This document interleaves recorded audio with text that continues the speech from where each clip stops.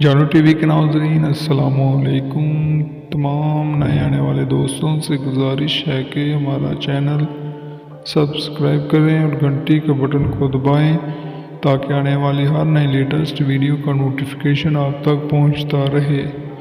دوستو، دنیا اس وقت تاریخ کے بہت بڑے مسئلے سے گزر رہی ہے اور کرونا وائرس جیسی خطرناک وبا دنیا کے ہر کونے میں پہنچ چکی ہے۔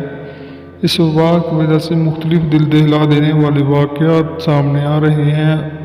آج ہم اسی طرح کے ایک دل دہلا دینے والے واقعے کے بارے میں بات کریں گے، تو چلیے دوستو ویڈیو شروع کرتے ہیں۔ کرونا وائرس کی وجہ سے آپ نے ایک شہر کا نام تو ضرور سنا ہوگا، وہ ہے چائنا کا شہر ووہان۔ ووہان شہر میں ایک جوان بچے کی موت واقع ہوتی ہے۔ آپ سوچ رہے ہوں گے کہ شاید یہ موت کرونا وائرس کی وجہ سے واقع ہوئی ہوگی، لیکن ایسا بالکل نہیں۔ اس بچے کے ساتھ اس کا باپ رہتا تھا اور یہ بچہ ذہنی طور پر معذور تھا۔ ذہنی طور پر معذور بچے بولنے، سننے، سمجھنے، چلنے پھرنے کے قابل نہیں رہتی۔ دوستو، کرونا وائرس کی جب یہ وبا پھوٹی تو اس کے باپ کو بھی کرونا کا مشتبہ مریض سمجھ کر ہسپتال میں قرنطینہ کر دیا گیا، یعنی کہ اسے اپنے بیٹے سے علیحدہ کر کے رکھ دیا گیا تاکہ اس کے بیٹے کو اسے محفوظ رکھا جائے۔ اس کے باپ کو قرنطینہ تو کر دیا گیا، لیکن دوستو یہ نہیں کوئی جانتا تھا کہ اس کا بیٹا ذہنی طور پر معذور ہے۔ باپ کو جب ہسپتال میں لایا گیا تو 1-2 دن گزرنے کے بعد اس بچے کے باپ نے چائنا کی ایک جو مشہور ایپ ہے، جس طرح ہمارے یہاں واٹس ایپ ہے، وہاں کی ایک ایپ ویبو کے ذریعے پیغام پہنچایا کہ میرا بیٹا گھر پر بھوکا ہے اور وہ ذہنی طور پر معذور ہے، لہٰذا اس کی مدد کی جائے۔ لیکن بدقسمتی سے اس کے بیٹے کی مدد کے لیے کوئی نہ آیا۔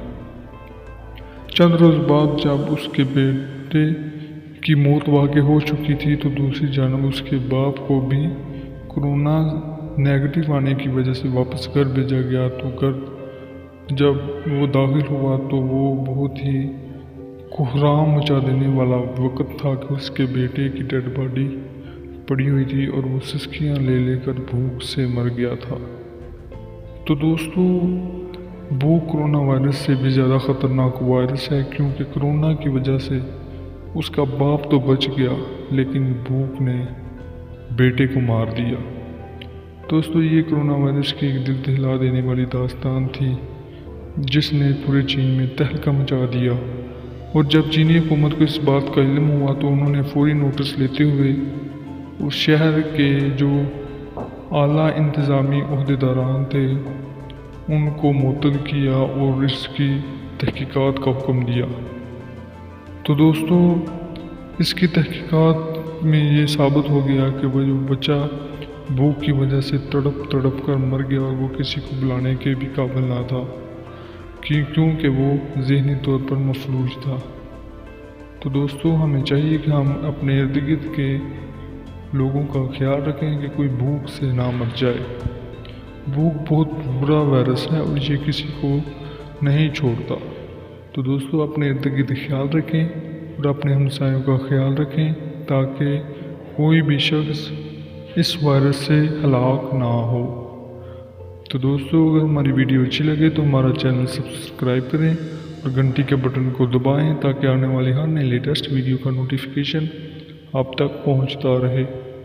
پاکستان زندہ باد۔ محدود رہیں، محفوظ رہیں، اپنے ہمسایوں کا خیال رکھیں۔ السلام علیکم۔